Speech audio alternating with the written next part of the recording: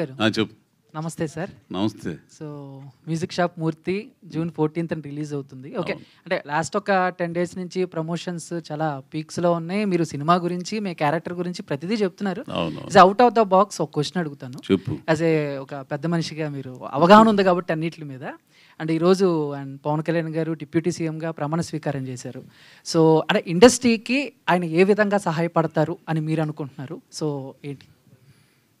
నేను అనుకునేది ఏముందరు స్వామి దాంట్లో నాకేం అర్థం కదా. అది కాదు, ఏమన్నా ఇప్పుడు అందరికీ మంచి చేస్తాడు ఆయన. ఏంది, జనాలకి ఇండస్ట్రీకి అందరికీ మంచి చేస్తాడు. అది నువ్వు అధైర్యపడాల్సిన పనిలే. చెప్పు.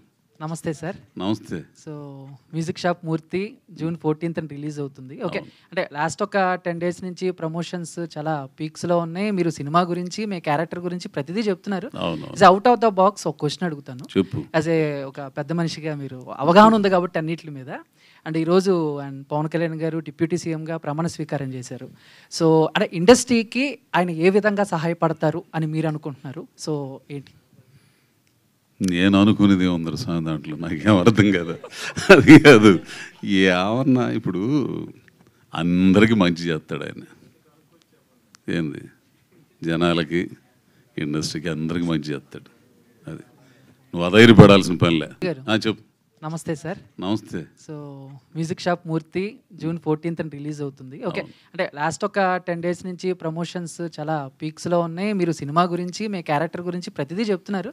అవుట్ ఆఫ్ ద బాక్స్ ఒక క్వశ్చన్ అడుగుతాను. చెప్పు. యాజ్ ఏ ఒక పెద్ద మనిషిగా మీరు అవగాహన ఉంది కాబట్టి అన్నిటి మీద.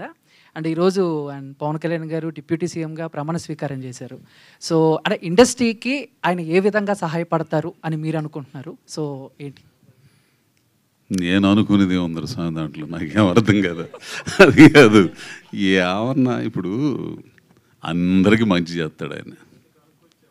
ఏంది, జనాలకి ఇండస్ట్రీకి అందరికీ మంచి చేస్తాడు. అది నువ్వు అధైర్యపడాల్సిన పనిలే.